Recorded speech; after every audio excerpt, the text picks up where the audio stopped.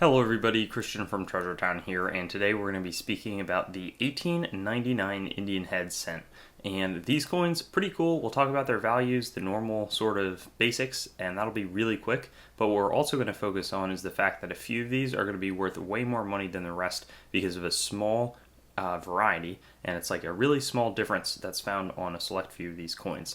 And this video will sort of go into depth on that, maybe a minute and a half, just explaining where on the coin to look for it. And then also we have a PowerPoint presentation with some photos close up of the error. I'll also go over the values depending on what condition you've got, but I can't wait to get into this coin and explain everything that I know about it.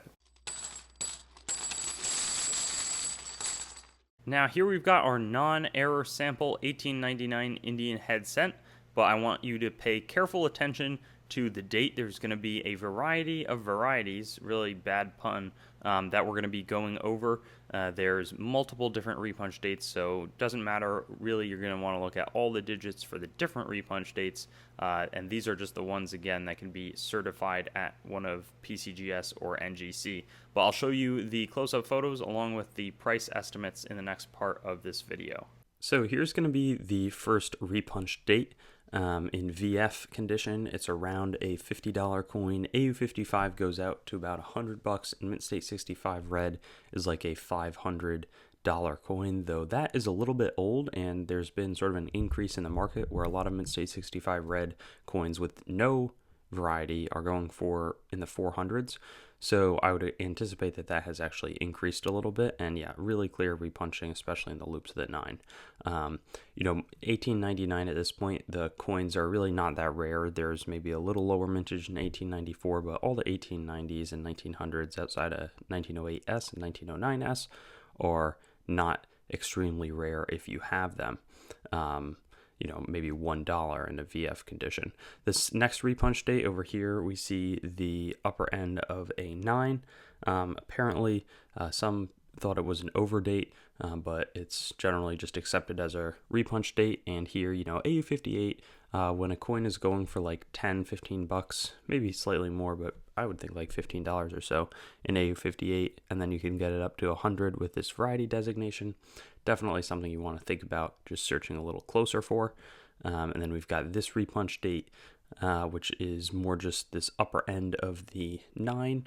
And this had some sales, $250 for a Mint State 63 Brown instead of like $80. So it shows you can also definitely look for these in already graded holders, because that's a pretty slight repunch date. Some are super obvious, but they can definitely slip by and people just don't really realize it.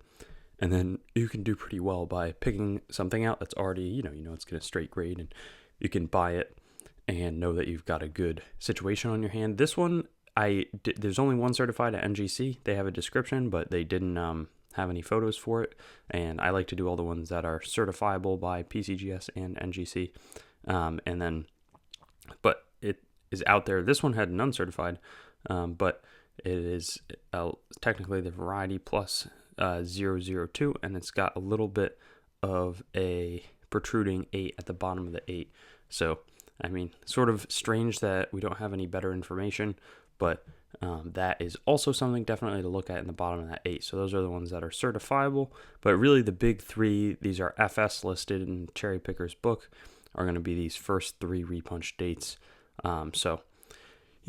Good to know, and ideally you can find a few. Don't probably auction them. I like the either buy it now or putting it in a big varieties and errors auctions, just so that you attract enough people. These are not a super liquid commodity because there's relatively small people collecting them, but at the same time really cool to find and good to be on the lookout for.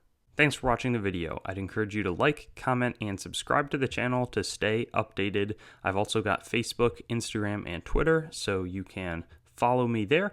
TreasureTownYT.com is the main channel website. Definitely give that a visit.